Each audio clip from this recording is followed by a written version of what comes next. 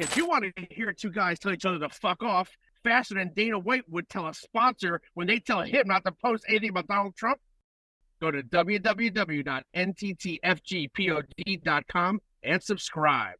I'm Rock. And I'm Archie. Well, our opinions, they might not matter to some, but... What are you doing in there? It's a podcast. Immature, crass, trashy. And those are their good qualities. These poor schmucks are a couple of IQ points away from eating paste. But when it comes to music, sports, and comedy, well, that's all they know. You're listening to Not These Two Fucking Guys. Not These Two Fucking Guys podcast. Can you like put something on my fucking suit? Yeah, I'm gonna put one of those.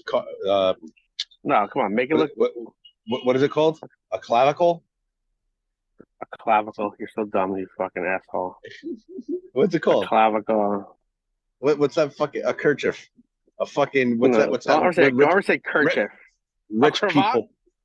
Rich people put that fucking instead of a tie, they put a fucking what is it? What is it called? It's a cravat.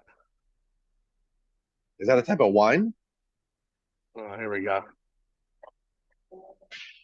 Your hair looks great, by the way. Thank you. Always does. Why am I dressed like this? Because I'm outside. Because we're getting shit done. That's why. Yeah. Right now I'm in a parking lot, and it smells like weed. ShopRite parking lot, weed. ShopRite parking lot coming from you. No, it's not for once. ShopRite parking lot, weed. Where'd I go? I went to AC over the weekend. Remember I told you I was going to AC? How was it? Parking lot, weed. Elevator, right. Weed. Bro, weed is everywhere. Weed. Fucking weed. everywhere. Seriously. But I go to the gym. I go to the gym like 3 times a week. Weed. I'm in the parking lot. Weed. Dudes getting their pump on, getting their fucking Tocaloc on, and they're weed. Like everything's weed. I'm putting on my best pair of UGG slippers. Oh, gonna hit this J-bone. I want to fucking rip their hearts out. So listen. So remember I told you I was going to AC for my anniversary. I did. Remember I told you won't leave AC feeling well. Did you? Yeah. No. And for different reasons. But no, I didn't leave AC feeling well. So we went to see Sebastian Maniscalco. He was fucking fun. What was really good, he didn't do the shit on his Netflix special like we were talking about. It was like all different shit.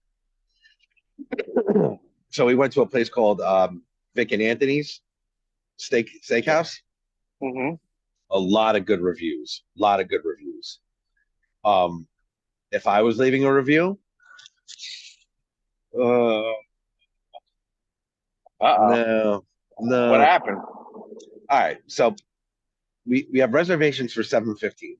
First off, we traveled so far to get to Atlantic City, dropped the kids off at our mom's, made it to Atlantic City by 7:00. What? Got to the Golden Nug Nug, changed our fucking outfits, went downstairs, got to reservations, got to stay Vic and Anthony's for 7:16. I'm all like, hey, how you doing? There's a fucking dude, a hostess, and he's looking at the iPad, and he's like, he's a dude hostess. Yeah, this dude, he was a host, and he was fucking looking through the iPad, right? And he's like just fucking looking down, and I'm literally like this. I'm looking, and I'm like hands crossed, and I'm not like trying to look, like rude or anything, but I'm just, waiting for him to look up and say bad body language though. Very, very closed off, I must say though. Okay. All right. He fucking doesn't even look at me. He just keeps going and going. I look at my wife, I go, is he going to look at me? He did one of these things. When somebody does not want to, he's like this. He's like,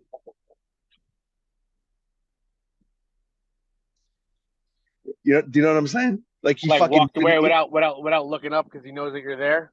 Yes, that's what he did to me. So then this woman comes by. She's like, "Can I help you?" And I'm like, yes. Reservation 750. She's like, we're running a little bit behind. It's a little frantic. People are out front. I go, okay, no problem. But I got you checked in. Oh, that's the cue. She got me checked in, Rock. She got me checked in. Yeah. So her and I, we wait outside. What time's the show, by the way? 10 o'clock. Okay. All right, we got a little bit of time. We got a little bit of time. We're outside. What time do you think we were seated? I got there at 7:15, 7:16. Being that you're telling this story on the podcast, I'm going to say things didn't go smoothly, sir. They sat us at 7:49. Okay. All right, 35 minutes. All right. Okay. Yeah. Place is good. You scrolling through the menu while we're there, people watching, talking shit, right? Having a good time. We sit down, and Boo Boo wanted a drink, and she wanted something with like bourbon, and she ended up getting a drink called Death and Taxes. Wow. And it was delicious. Can't avoid either. She goes, she's like, I'm looking for, she's like, I'll bring you a drink back. She comes back. She's like, are you ready to order? And my wife's like, oh, do you, the drink menu? Oh my God, I'm so sorry. So she brings the drink menu. The one guy comes out about 10 minutes later, 15 minutes later. I'll just let you know, the bread is in the oven, and I'm going to bring out the bread. Okay.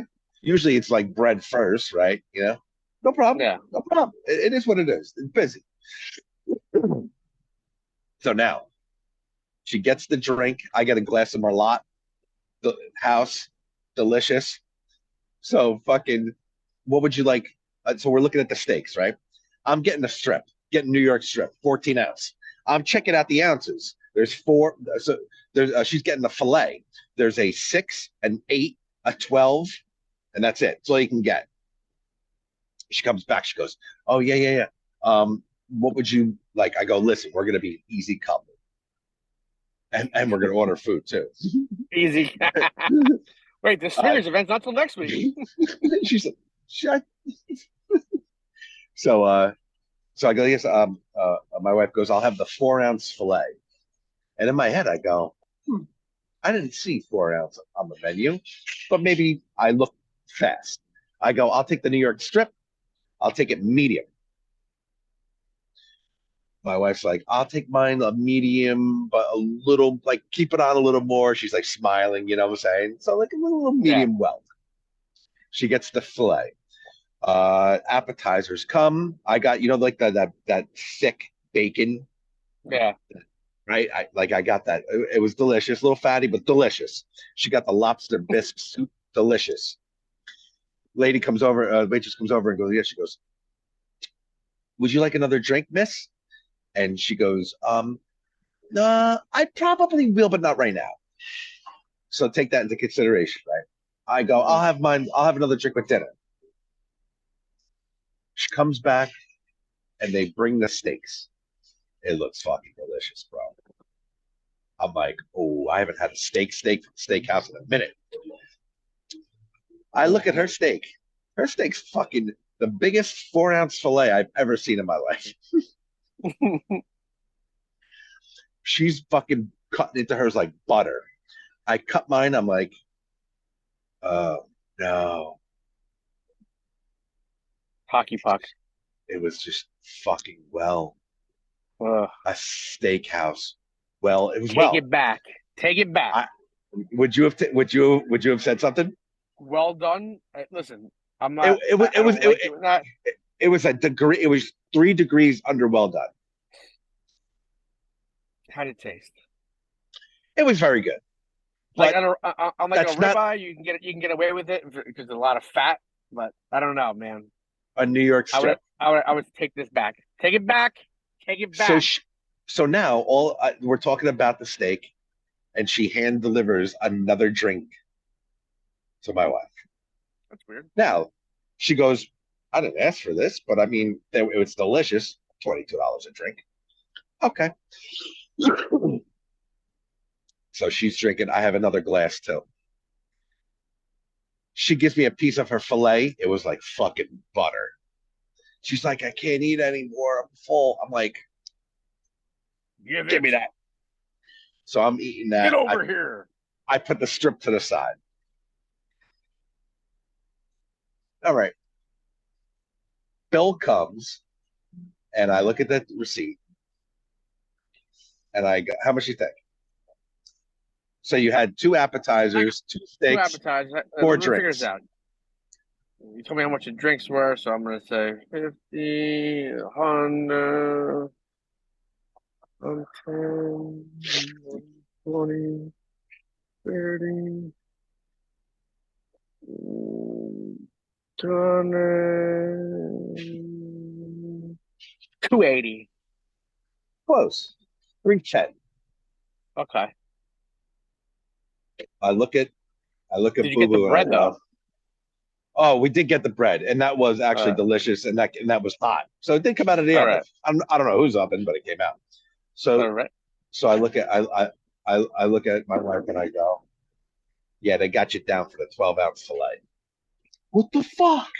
I didn't fucking ask for that. Like, I asked for the 4, and I'm like, there was no 4 on the menu.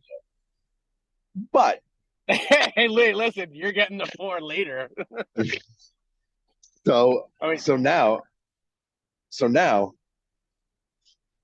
I don't know. What do you think?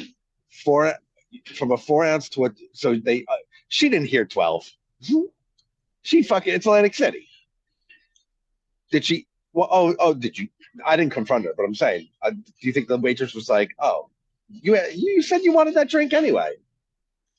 So say the bill would have been $50 cheaper, $40 cheaper. Would you have said something? Did you eat the whole steak? Yeah, I left some. Did she eat the whole steak? She gave me some. Yeah, pretty much. It wasn't. All right. You could say shit. Yeah, I wouldn't say that. Probably not. So you looked at it, and you thought it was a 4-ounce. Yeah. And it was 12 ounces. Yeah. So that you're talking about like another $25 to $30 more. And nobody thought this was weird. That like, hey, that's like 4 ounces is like fucking a scallop, a mouthful. Yeah. So we leave there. We're bitching a little bit to each other. It is what it is. I have no cash for a cab. And the guy, we don't take Venmo. I'm like, you don't take Venmo? You don't take anything? And then he's like, okay, I'll take it. Oh, miraculously, you take a card. That's weird. $15 to go 15 feet. And then we get into the Borgata. We went and saw Sebastian Maniscalco. The opener was a name, I think his name was Mike McCurdy. I could be wrong. I'll check that. Clean guy, clean comic. Very good. Though. It was funny. He was funny. He did 15. I think he opened for him last year as well. Oh yeah. Is he like he has like New York accent or something like that? Maybe. Yeah. No. Yeah. Right. A tall Irish guy. Yeah. So he run. I had an aisle seat, and this was all like this wasn't stadium seating. This was all flat. It's in the event center. It's flat. Yeah. Like I was seeing your brother fight. That's how I felt like it was. It was minus the cage. So he's like, okay, that's my time. And he fucking takes off. He runs down my aisle, literally fucking running. So I hold out my hand for a little fucking high five. He hits my hand. I thought he hit my hand with a wet sponge. Ooh. I wonder if he was nervous. But you think? I don't know. But he was funny. He's a good guy. Sebastian came on, and then the funny part is Sebastian comes on, the place goes crazy, right? As soon as he comes on, some lady starts fucking mouthing off, bro. Mouthing off. Like, a real caqueron. A real caqueron. He goes, I waited all night to come out. Don't fuck it up. Fucking funny. So then 15 minutes later, some dude bop, bop, bop, bop, fucking talking shit, right? He looks over and the guy stops. And then he fucking does it again and looks over. And he goes to the guy's wife. He goes, "Isn't it your job to keep him in line?" Like, he took care of the hecklers like hard and fast. You know what I'm saying? Yeah, I'm gonna say that he's well equipped to do so. Yeah. A lot of skits, funny skits, dirtier than you would think he is usually sometimes. Yeah. But Sebastian Maniscalco, very funny. And I got a tequila there. The bartender didn't charge me. So the universe paid me back. $35. 22. The gods paid me back. He didn't charge me for my double. Look at you. So it was a good night. So happy 6-year anniversary. It was a good night. Aw. So you're saying Sebastian was awesome? The only problem with the whole trip was going to Vic and Anthony's. That seemed to be a mistake. I'd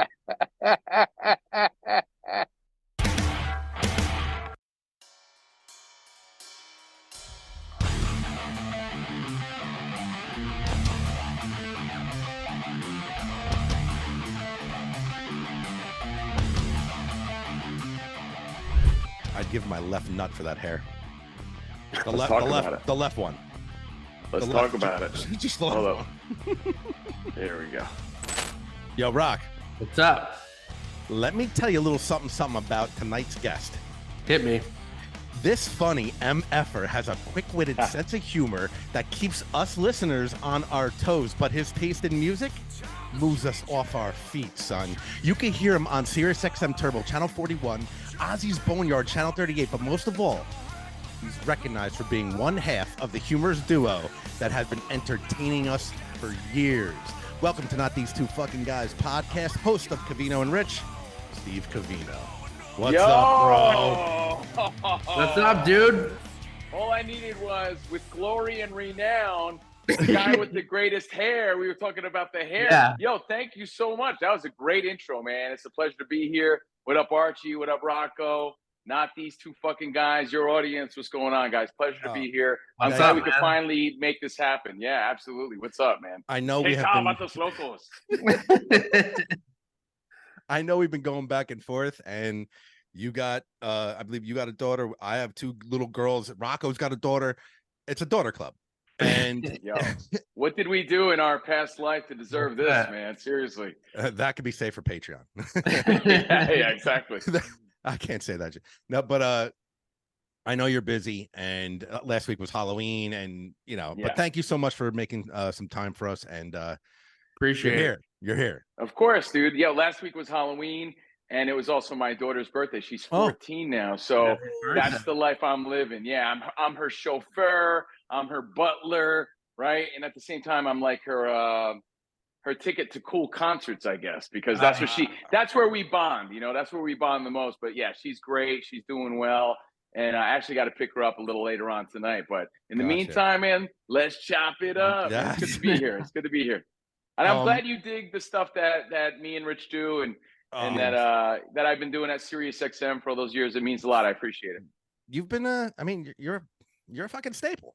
I mean, like no doubt about it. I mean, over I don't know, 16 years you were at Sirius. I mean, wow. You're still there now, man? But yeah, I was just talking about this today actually because SiriusXM announced their new logo, their new look. It's like a revamped sort of thing going on right now. There's a new SiriusXM logo with a star in the S, right? Okay. So I was talking about how long I've been there. I've been there so long. At first it was Sirius, and the dog, Mongo, the dog was the logo. And then the merger happened and we had the XM logo more for the Sirius logo. Now a whole new chapter. And I feel like I've been part of this crazy journey. I'm so thankful for it. But I started there in 2002. Wow. So 21 years. I started on Octane, one of the OG voices on Octane, which is still around. That's Pure Hard Rock of today. And Rich and I joined forces in 2004. So we had a 16-year run there as a show. But as far as the music side of things, 21 years and still going because, like you said, I'm on Turbo and Boneyard. Yeah. Crazy, dude. It's crazy. What do you attribute the longevity to? Outworking everybody. Yeah, everybody says they want it, but they don't. Yeah, everybody says they want to do this, they want to do that, but no one wants to put the time in. And, I think that, and I have fun doing it. Like, I have a true passion for what I do, and I hopefully that's contagious. Hopefully that comes across. But also, sticking it out. I think just sticking it out and putting in that extra work. I know in today's world, a lot of people say that shit doesn't matter. I believe that it does. I believe that's why I'm still around. Yeah. And I don't complain a lot. I just do my job and I have fun doing it. Go in, do your job, fuck off. I'm out. Yeah. Low maintenance. Yeah. You got to be a little low maintenance sometimes, but I like it that way. You said it best. I do my job and then I'm out. That's really it. Gotcha. I think people complain a lot and they're their own worst enemy, but yeah, just doing it with a smile and really loving what you do. I got to say, Arch, so this is, I guess it was around 2004, right? Before they were building cars with Sirius or XM radios in them, I had a little thing that I got from like Best Buy, wherever I got it from, Circuit City. It was like the old plug and plays. Yeah, it was like suction cup to my windshield. Yeah. And you were like one of the first things that one of the first voices I remember hearing on SiriusXM and or Sirius when it was at the time, that really like it was good. It was different. To me, it was so different than what I heard on terrestrial radio. I'm like, wow, this is really, really cool. And that's like one of my earliest memories of satellite radio, which is really cool. We were creating a new art form, a new medium, right? It was uncensored, no commercials. So we were trying to speak to a national audience. And we were the first to do that, pioneers in a way. And looking back, man, it was so fun. And then when Rich and I joined forces, that was a whole other thing too, because it was like long form interviews and discussions that no one was really doing at that time. That was even pre-Howard on SiriusXM. Mm-hmm. But yeah, those were the coolest days because you didn't know who was listening. You didn't know, how many people were listening. It was new for everybody at the same time. And, looking back, it was so cool to be a part of that early. I was in my early 20s. I'm 47 now. So, and you know what? It's kept me young, dude. The rock, the music, that lifestyle, it's kept me young because, again, I love what I do. So less stress, I guess. I was telling Rocky, we were talking this week. I was like, he's going to come on this week. It's going to happen. Yeah. And I was talking to him and I was like, think about this guy's job or part of his job. Like, what the fuck? Like, like talking about 90s music, bullshitting with one of your best friends. Like, it's a dream fucking job that you have, my friend. Like, I've been very lucky. Yeah, very blessed, very fortunate, man. I believe, not to get all hippy dippy on you, but you got to manifest that shit. You got to believe it, to be honest. Like, it's not an accident that I work in this industry. Mm-hmm. I thought about it, I wanted it, and I went for it. So, first you got to see it, make it happen, and go for it. Because I was a huge fan of rock music. It was two things. It was either play baseball and I wasn't good enough, or get involved in rock somehow. And I got my first internship at K-Rock New York, and that was the 90s, modern rock, active rock channel at the time. Yep, and then I took it from there to SiriusXM Octane. And again, there's not that many opportunities. So to make it happen, you really just got to outlast people. It really is, outlast them and outwork them. And at the same time, you got to have a little luck and you got to do a good job. But dude, trust me, I don't take what you said for granted, man. I BS for a living. I have fun doing it. So I even tell my friends at Fox Sports, I say, if I ever complain, you have the permission to kick my ass because this is the fun shit. Life is hard enough. I complain about life and other shit. Work is always fun for me, man. Yeah. Speaking about taking it back, I have something here that I want to just talk about a little bit. A couple weeks back, the Kane and Corey podcast had Cabby on. Yeah. And and I heard it, and I heard you guys get a shout out recently. Yeah, I heard that. We did. Yeah. And I tagged him on a post and I was like, dude, thank you so much. And Kane reached out. He was like, man, I'm happy. That's awesome. And very, congrats very cool. to you, man. You're giving me props. I appreciate it. you guys are doing your thing, and that's really cool to see, man. It's really, really cool. We're the low budget Rich and Covino. That's what we are. Hey, man, whatever. Hey, you're doing it. It's all fun. But Cabby said some nice words about you, amongst Love other that. things. And I'm sure you heard the story that he he said Dude, something about you when walking he in heard on that him. story, it's so funny, man. I did hear him. He talked about a time that I saved his ass because I walked into the studio and he was a little bit out of it, let's say. Yeah. You know, looking back, it's funny because my perspective is a lot different. That was my come up in radio. So I was bright eyed and so pumped just to be a part of it. You know, Kane and Cabby and Booker and all those dudes I worked with back then, Raz, Will Pendarvis, all those guys. Yeah. You know, those are guys I learned from, and they were the rock stars to me. You know, that's when the radio really was the star, and they were taking limos to the concerts, you know. So I was just super pumped to be there. But, you know, my perspective, like I said, is different because they were radio veterans. I was just so pumped taking it all in. So I remember everything. However, I didn't remember that one particular story because I can't tell you how many times I bailed out Cabby. And I say that with love because he's my homie, dude. He really is. And he told the true story. He was like, hey, Covino, if you're going to make it in this business, he's like, you got to be a shark. You got to be shark. Do you know what sharks do? And I'm like, I don't know, eat people. He's like, they always move forward. You got to keep going. I love that. Yep. I love that. Move forward. And he was telling me, you got to get out of here. You know, kind of like Goodwill Hunting. Like, you got to get out of here. Yes, you're good for this. You're never going to make it here. Go out and be somebody and do your thing. And they were all real supportive, and they all told me all that shit. And, dude, back then, though, those were the best days. Dead Air Dave, all the guys I worked with, from the Stern crew to the rock department. You know, we really were like a family back then. But I think they were also in their zone of partying and being rock stars. I probably have more pictures and memories of it than they do. Yeah. So, I mean, but Cabby, I worked with him, man. I worked really close with Cabby. Mm-hmm. And another thing, dude, they were all from different places, right? So I feel like I was their outlet to what was really going on in the tri-state area, in New York, in New Jersey. They were from Minnesota. Yeah. Oh, I love that. Minnesota. They didn't give a fuck. Kane didn't give a fuck about Jersey. He used to make fun of me for being so Jersey, and now he's like Captain Jersey Shore. He loves Jersey and Raw. Yeah, he bleeds Jersey. So when I first met those dudes, they're like, look at you, grow your hair out, take the chain off, let go of the earrings. You're so Jersey. And I'm like, yo, I'm the guy you're talking to. So I was sort of the local dude at K-Rock, New York, but I was way young and still learning the business. And, you know, I really learned a lot from all of those guys. And Cabby, I love him till this day. Yeah, man. I mean, So, go ahead, Rob. No, go ahead, Arch. Go ahead. Well, from the K-Rock Lodo shows to memories of, for at least from Rocky and I walking into like Hammerstein Ballroom and seeing like fucking dude, I was at all of them. Fucked up.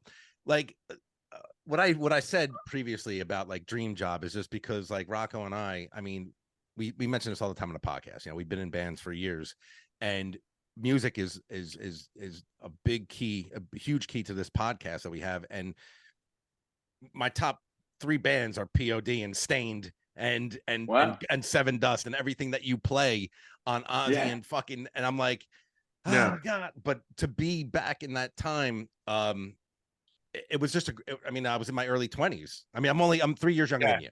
So same. Dude, imagine how I felt like just to and again, all those shows, those Lodo shows, because I was working in promotions and trying to get any airtime that I could, and I was doing weekends, overnights, and things like that.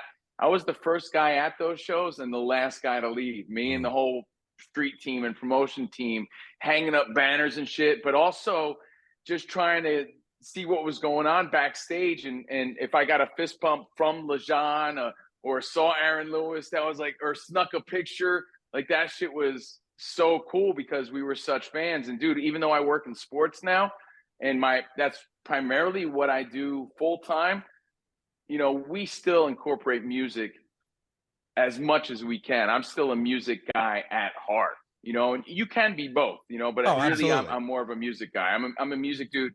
I started at K-Rock in, I think, 97, and I left in 2004. So I was there for a good 8 years. So Yeah. when you first were on satellite radio, right? It's Yeah. something new. It's a new medium. Did you have any thoughts about what you'd be doing 10 years from now? Like would it last? Like what it was? I did. You're young and hungry, and as I learned from Twisted Sister, you got to stay hungry, right? Stay hungry, bro. That's why I'm chubby and I want tacos right now. Can be both. I'm always hungry. You always want shit, but you're not really ready for it. And again, this sounds a little hippy dippy, and I'm not really that guy. I just believe in these things because they've happened. I think that the universe or opportunities happen when they're meant to happen, and it gives it to you when you're ready. Because back then I was like, I thought I was ready for TV then, and I was trying for shit, but it was never happening.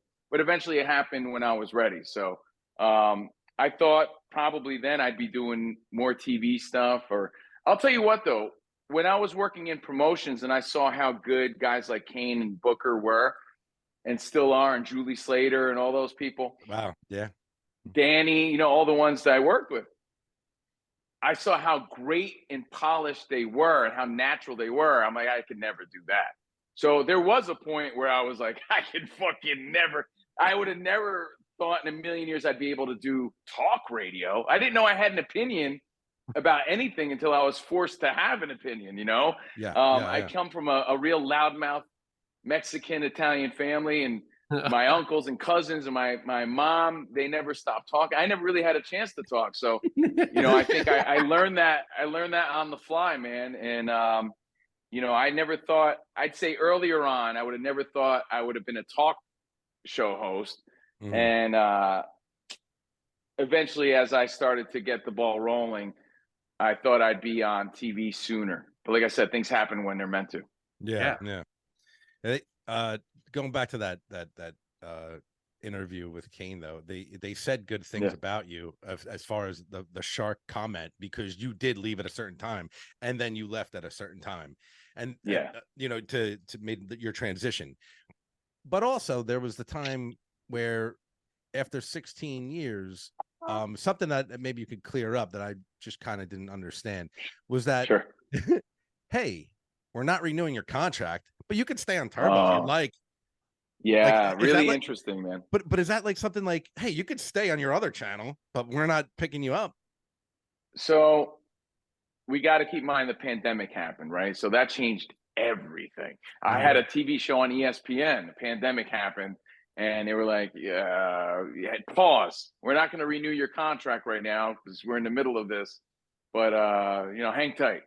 So we're like, and the same sort of thing started to happen with SiriusXM. We were already rebranding our show prior to all this. We were going to transition our show into more of a sports show, but still maintain, the same fabric of what we were doing earlier. Gotcha. The bullshit, nonsense, Covino and Rich stuff. But what happened was, because the pandemic happened and the way people consume media started to change with podcasts, they gave us an offer we couldn't accept. That's the most politically correct to put it, and it's the truth.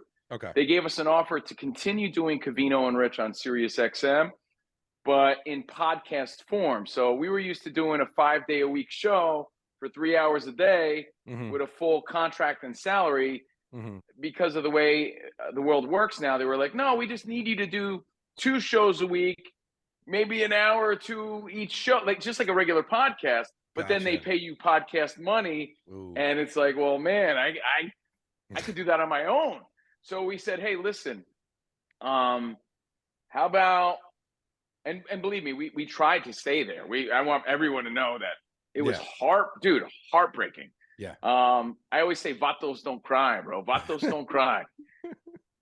When I signed off that last show for Covino and Rich on SiriusXM, it hit me like a ton of bricks because I grew up there, man. Yeah. I was there from, again, 2002, but Covino and Rich from 2004 to, I don't even know, 2 or 3 years ago. 3 years? 4? I don't even know. Time's flying, dude. Yeah. I know.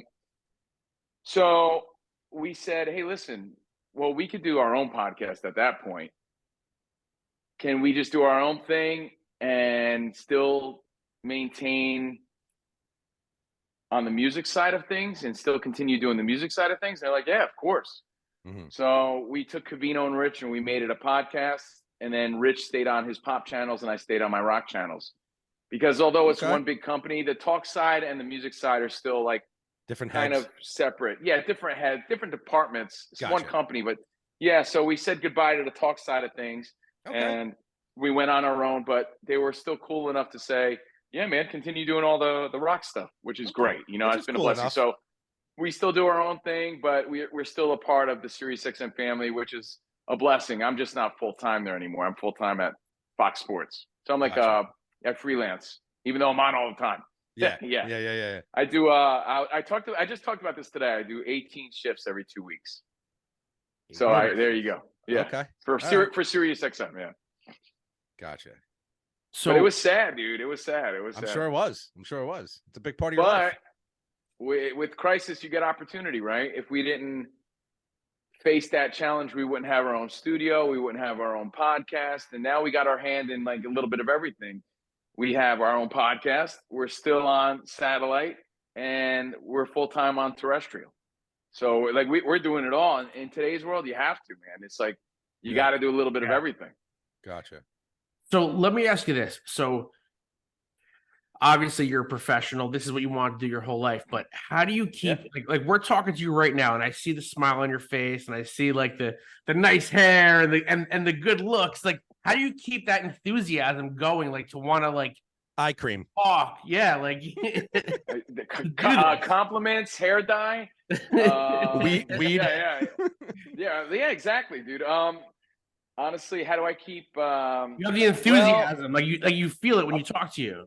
You got to surround yourself with good people, right? Like Fox Sports Radio, man, we're surrounded by the best team in the business. I love the people I work with. They make it fun. Rich and I always challenge each other. You know, Rich Davis from Pop 2K. I say Pop 2Pay. Pop 2K, the Pulse, and all. You know, I think we keep each other honest. We keep each other motivated.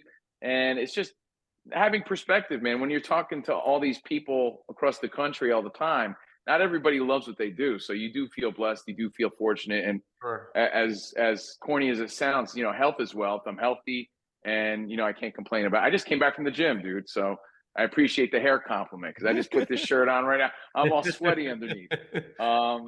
But yeah, I mean, you want to get on my good side, give me I call it a compliment. Yeah. Compliment the pomp. I'm feeling good. Nice. So yeah, nice. dude, I'm talking about my life and my career. The career has been a blessing, dude. You know, so I got no complaints there. There's been some challenges for sure. You know, we just talked about it, but overall, my Monday through Friday, it's all fun shit. It's all stuff that I'd be into and doing anyway. Music and sports and relationship talk, and it's what I do. It's kind of who I am, so it's easy. Rocco and I grew up in Bloomfield, right up the Parkway from you, man. Hell yeah, dude. So, because you're Union, New Jersey native, right? Yeah. Yes, I am. In fact, as a little boy, my mom. Oh, God. I was gonna say, but no matter what I do in broadcasting, people always want to talk to me about Artie Lang because he's also from Union. Yeah, Artie Lang. Yeah. That's right, Artie. He's great. I love Artie. By the way. He's fucking. Yeah, I haven't seen him in a minute, but he's awesome. As a little boy, my mom used to take me to the Union Flea Market off Vauxhall Road. If you even know what I'm talking about, I'm sure you know what I'm talking about. Dude, it's so funny you bring that up because I tell people that don't know, and every once in a while I'll go on the air and I'll be like, there was this place called the Union Marketplace. And it's the weirdest place that you could possibly imagine. I was like, if you wanted sneakers, they had if you wanted posters, if you wanted a starter jacket, if you wanted a fish tank, if you wanted food, it was under one roof, right? But it was all these little bullshit stands. If you wanted a gold chain, like they had, if you wanted a magic trick, a switchblade comb, if you wanted anything under the moon, it was underneath the roof at the Union Marketplace in the shittiest part of town. Yeah, in Vauxhall, New Jersey. Two things I got from that place. Two things. I was a little kid. I got a fucking 4-foot Gene Simmons poster. There you go. And a fucking Miami Hurricane starter jacket. that hit the nail on the head, dude. I Like swear to it God. was Rocco. If you can imagine, it was like the size of a mall, right? Oh, I There was all these remember little. it. Oh, you do? Yeah, it was like all Yeah. these little bullshit, like mom and pop stores in Yep. one place, but they had everything, dude. And I had my Uncle Joe, who he's one of my biggest influences and one of my best buds. He fucking lived there. He was like the mayor of it. So he was there like multiple times a week because my grandma lived close by. And I would be there with him too all the time. He just would, you go there with your buds, walk around, buy some shit. But it was a place, the type of place that just doesn't exist anymore. No. You're right. Nothing. I've actually never seen anything like it before or since.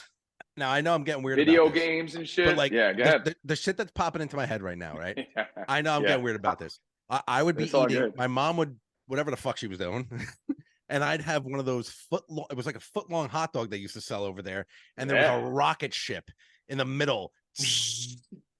Dude, totally remember. And they had it in was the a fucking back. They had all the food. They had like little kid rides. They had like video games. They had like I don't know if you remember in the '80s, there'd be like marionette puppets that you could control by pressing the buttons. Yep. They had all. It was the weirdest place ever, and I try to talk about it to people, and they're like, they don't really care. But if you remember, you're like, oh, dude, we saw Shaquille O'Neal there when we were kids because it was the spot. Yeah. I mean, he's not much older than us, but you know, so it was if you were in that area, that's where you went for some cool sneakers if you were looking for them at the time, or even some bootleg shit or Jacquard. Like if I was trying to buy a cologne, you know, like that's where it may have been fake, but you found it there, you know. So there was a very good time. There was a very a good chance in life that all of us were wearing Z Cavaricis and smelled like fucking smelled of Jacquard. Dude, it's so funny, man, because I'm such an East Coast Jersey kid. Like I'm such a Guido at heart, and my dad's remember my dad's Italian, right? But I was it's so different in a way because I loved the Guidet girls and I was rocking Cavaricis and IOU sweatshirts and smelling like Jacquard, but I always liked rock music, dude. Always from the start. We were. So rock. I'm telling you, bro. It's a weird breed because people are like, are you Italian, Mexican? How the fuck do you like rock? And I like it all. I like all music, dude, especially 90s hip hop and you know, everything, bro. Everything. But you know, not R&B. But I was always a rock kid. Always a rock kid wearing Cavaricis. I fucking Covino, you're an honorary best friend if we ever meet each other. Thank you, man. Yeah. I had 35 pairs. Swear to God. I was such a spoiled little fuck, which probably explains a lot. My mom bought me 35 pair of Cavaricis, dude. And that was like a weird bragging right back then because I had them all.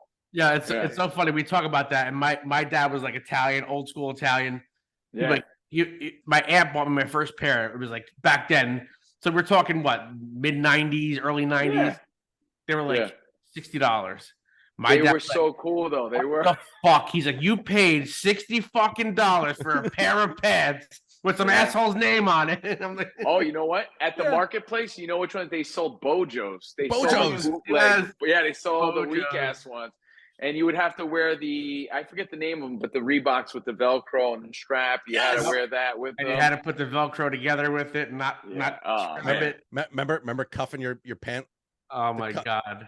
That double. Of course. That double. And by the way, this goes back to what you guys were saying before. You know, how do I attribute my longevity in this game? I have a great memory and I can recollect all that stuff and recall that stuff like it was yesterday, man. So that really helps. It's like a blessing and a curse because you feel so connected to that. I feel like I'm never growing up because I'm still like that. But I could remember those things like yesterday, man. So that's why all that shit's always fun to talk about. People love to reminisce. Oh yeah. Yeah. There's a couple things I want to get to right before we go, but what I want to talk about. Oh, by the way, dude, hold on. Yes, You brought up Cavaricis and all that shit. Yes. You probably remember going to the Woodbridge Mall and Menlo Park, all those malls. Merry-go-round. Do you remember the stores Merry-Go-Round and Ativo and all those? My first real job was like umpiring Little League, but my first real job, I worked at a clothes store called The Garage on Route 22 in Union. It was right by the flagship. Yes, by the flagship. So that was my very first job ever. I worked there when I was 15 to then I started working at Bennigan's in Springfield 22. And then I ended up at K-Rock in New York. Those were my first jobs. I still think I have a bum sweatshirt on layaway in the garage. Yeah, the bum for sure. Yeah, Home equipment. layaway. Fucking Yep. great. Yep. So we growing up right where you grew up, as we got older, we hung out in Hoboken all the time. You know, we used to go to Rocco and I used to go to Hoboken all the time. I read something, and if this is true or not, did you meet Rich at O'Donoghue's? No, many actually. moons ago. But I'll tell you the story, man. I don't want to bore you guys. No. So Rich Davis, man. I was at K-Rock, New York, and this is when like New York radio was competitive. It was K-Rock and 102.7, right? It was Z100, Hot 97, and all these stations competed, but it was a small world. So every time I was going on some audition for MTV or VH1 or whatever, I'd have these guys tell me, "Yeah, you're just too green. You're not really polished. You're too young. You remind me a lot. Do you know Rich Davis?" I'm like, "Who the fuck is Rich Davis? Fuck Rich Davis." So I knew of him, right? And then I remember someone calling me up late at night because I was doing overnights with Liquid Todd and Cabby, and then I would do my own shift. And Liquid Todd was a huge mentor of mine. So hey, let it be known that most of my first opportunity ever was Liquid Todd and Brian McFadden, and these are guys that I love, and they're like brothers to me, right? Yes. So Liquid Todd, I'd be doing late nights with him, then I'd be on by myself. And I remember one person calling me up, "You sound like Rich Davis." And I'm like, "Who the fuck is Rich Davis? Fuck Rich Davis." And then eventually I'm cruising like to work one day, and someone, like my girlfriend, probably left Z100 on because I didn't listen to that shit. So she left it on in my car, and I hear "Nighttime Hottie, Rich Davis," and I hear this Mickey Mouse motherfucker on the radio. I'm like, people think I'm like this guy. And fast forward, we had mutual friends. I met this guy Nico, who's a big radio star, Nico Petru, big radio star in Arizona now. Okay. And my buddy Matt, who I worked with at K-Rock, Matt Ianni, he worked at K-Rock and Z100. And we just started to form our own clique. Like, you had the Kane and Booker and that generation of guys. We were the guys right behind them. So we sort of got close together. And I became friends with this guy, Nico and Matt, and they worked at Z100. Mm-hmm. So then eventually they're like, "Yo, we're going to go meet our buddy Rich at Hoboken. You want to come?" I'm like, "Yeah, I'll come." I met him at the Planet. So I showed up. Remember Planet Hoboken? Oh, yeah. So Planet Hoboken, I go there, and I'm like, "Where's this Rich Davis character?" And I shit you not, bro.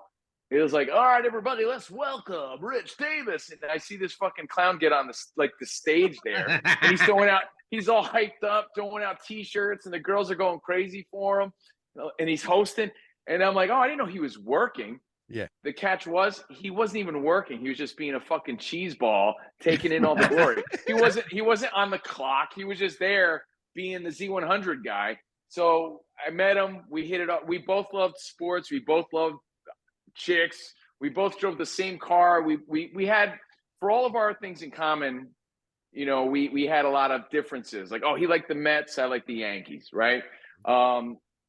I was a rock guy. He was a pop guy, but we got along and hit it off immediately. Mm-hmm. And he was willing to hear my bullshit about all the breakups and girls I was going through at the time. So he was willing to be a friend, and that's how we met. And then the O'Donoghue's tie-in is I was DJing at O'Donoghue's. As part of my grind and hustle, I was taking free swag from the radio station and giving it away on my DJ nights, in Hoboken. And I was hosting a Thursday night every night in Hoboken. Eventually, my buddy Nico was also doing it. And then that became the place to hang out. So that was where we hung out all the time because I was DJing, and all the Z100 dudes would come. Some of the K-Rock guys would come. And I was the worst mix DJ ever, but I was DJing at Hoboken for a few years, man. For a few years, I was doing that, but making decent money. So I was just on my hustle. So O'Donoghue's was where we all hung out. Gotcha. Oh, but I miss those days, man. I miss Hoboken and the Cadillac Bar and all that shit, right? So those are the best days, no doubt. Cadillac Bar was a great time, and then I think it turned into a gay club. It did, yes. I think so. Like I walked in there, I'm like, the Cage. Wait a minute, what is that? Yeah. I swear we did that. We walked in, we were like, Yeah, I don't know. exactly. He left, and Archie stayed for a couple hours after that. So I don't know what happened. But $20 is $20.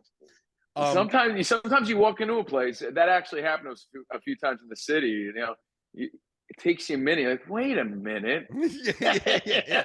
what's going on here? actually, Arch, but do you remember we were playing? This is, I don't even know what year, mid 2000s. We were playing, about to play the Stone Pony, and it was like Asbury Park, and I don't know if it was like Gay Pride Month, Gay Pride Day. Okay. We went into that gay bar next door, and honestly, it's probably one of the best times I've ever had in my life. It was actually a good time. Yeah. I'll take a compliment no matter where I can get it from. So Drinks are cheap, You know so what? was I. When I was on a big time prowl in the early 2000s, some of the girls would be like, let's go. And they would take you to a gay bar. And maybe just to see if you would roll with them. I don't know if they were testing me, but I couldn't care less, Yeah, through the neither city could I. I was with. It was Yeah. we actually had a fantastic time before we played. Dude, so you guys are from the Asbury Park area? Is No, that where you're from? Bloomfield. I mean, Bloomfield, but you would go there. Is that where Yeah. you partied? I mean, Yep. We Cool. did. That was We did Shore, the Belmar, whole Seaside. shore. Yeah, the whole shore thing. We had the Belmar Yeah, house. I was- we did yeah, everything. very much a Jersey Shore kid growing up. That's where I would party, and that's where now I take my kid. Like, if my kid's coming to the East Coast with me during the summer, like, we're going to the Jersey Shore, and she loves it.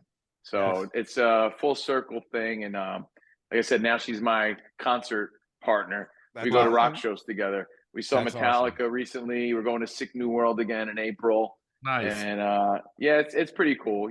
It's cool for her. So she's grown up way different than we have, because Oh, she's yeah. grown up in a studio, and her mom was on TV. So she's got a cool life. Yeah, she's cool. Very good. That's awesome, man. Thanks, man.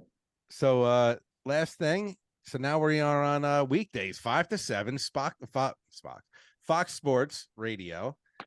I mean, Yeah. it's pretty big. This is, like if you said you would have ended up here, would you think? It's cool because the dream job was, I was at ESPN. I was like, fuck, dude, we got a TV show. And that took like 3 years to even get. Yeah. Yeah. And we did ESPN radio. Yeah. So when we didn't get renewed there, we're like, oh man, we already did ESPN. We're either gonna have to wait for this opportunity to open up again there, because they were, we didn't burn any bridges. They loved us there and everything. Yeah. It was just budgets. They were cutting everybody. For us to get an opportunity at Fox seemed pretty. Where else were we gonna go? There's only 4 spots there nationally, right? Gotcha. And dude, they came calling. Colin Cowherd put in a good word for us. My agent hustled them, and the boss started listening and liking what we did. They made a spot for us, which was awesome. Nice. I would have never thought in a million years, and I love being a part of it, dude. I love the team over there. I love that they made a slot for us right in the middle of the day. And again, it's national. And I would have never thought it, because we're not really a hardcore sports show. So it would take someone to really believe in what we're doing, Sure. and that we're doing something different to give us that shot. It's, for your listeners, it's Barstool-ish, but we were doing that shit before. It's who we are. We were doing that before Barstool was a thing. It's like lifestyle, pop culture mixed with sports. And Fox knew that if they were going to hire anybody to do that sort of show, it was us, and they made it happen. And I give them a lot of credit for taking that chance. And now it's on us to deliver, and they love us. We have a great opportunity. So it's Monday through Friday, 2 to 4 on the West. That's 7. What is it? 5 to 7 on the East. Yeah. Got to count those. Yeah. 5 to 7 on the East, and it's a great spot. And then because of that, we now do a bonus podcast Wednesday and Friday called Overpromise. Yeah. Okay. Yeah, and that's on Fox Sports Radio's YouTube page every Wednesday and Friday after our actual show, and you can see it anytime. Overpromised, and it's a free follow, so you can follow that. But yeah, the day is pretty crazy, man. We do our Patreon show Monday through Thursday. Mm-hmm. You got to subscribe to that, but that's where we get raw and real. Mm-hmm. And the show has taken some crazy twists. Our producer lives a whole different lifestyle now that I'm not even sure you're aware of. And, I'm aware of. Oh yeah, we that's go wild there. That's producer Jay's brother. Yes. Yeah, exactly. Right? Yeah. Oh, Yeah. I'm aware of that shit. Again, I was like, what? Total small world shit, and I love J-Rock, by the way. He's like family. You know, I've worked with his brother for almost 20 years now. So we get real raw on our Patreon show about life, about everything. That's Patreon Monday through Thursday. Subscribe, Covino and Rich. Then we go from there to Fox Sports, and we're done around 4:00 unless we do our bonus show. And then I fit in some Turbo for SiriusXM in between, man. So Awesome. Turbo every night. 7 days a week. Turbo 41. We got the new logo. And I'm on Ozzy's Boneyard, which is, by the way, so fucking cool because, again, I'm a little younger for that sort of music, but I grew up with it. Like, I had older influences. My uncles were sitting me like, listen to this shit. This is Black Sabbath. This is Van Halen. I loved it. And I still, like, Twisted Sister was my favorite fucking group growing up. They just were. So I get to play all that stuff Saturday and Sunday morning, and I had to get hired by Sharon and her team and say, yeah. So it's so cool to be a part of that too. And I work for a cool guy named Jay. The guy that runs that channel also runs Rock the Bells on SiriusXM. So he works for Ozzy and LL Cool J, which is so cool. So it's cool to be a part of all that shit, man. And like I said, if you can get anything out of this discussion, Steve Harvey said it to me, not to name drop, but it's true. He said it to me, so I'll say it to everybody else. Multiple streams of income, especially in today's world, man. You can't rely on one fucking thing anymore because of the way the world works, because of the economy. And, you could cry about, I'm not making enough money, or you can go out there and fucking make more money and just put the time and hard work in and just do what you got to do to make ends meet. So, I got it all on. I make time for my family, and, I love what I do. So I'm always on that grind, so it's fun. Well said, my friend. That's awesome. Thank you, bro. Thank you. I can speak for Rocco and myself. Thank you so much, man. Dude, this is a long time coming, and so much fun. One day I'd love to just shoot the shit with you about music and have a beer and just fucking, if you're ever in the East Coast, that would be fucking dope. Like, dude, I go to visit my family as much as I can. Not just enough. I'm out here in LA. Just talk music. And dude, that's what I love to do the most. I know I talk sports and shit, but talking music is what I fucking live to do. And I love it, man. I just posted a clip today. So if anyone's watching this, it's about 90s rock. I posted it on my Instagram, Steve Covino, and at Steve Covino, at Covino and Rich.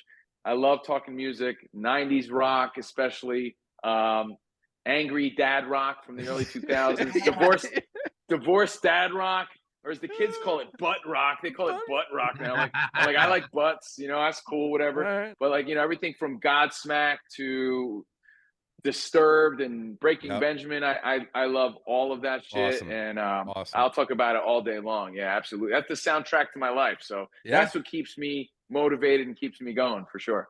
We would have drank 40s at some time in our lives somewhere. We will. We will,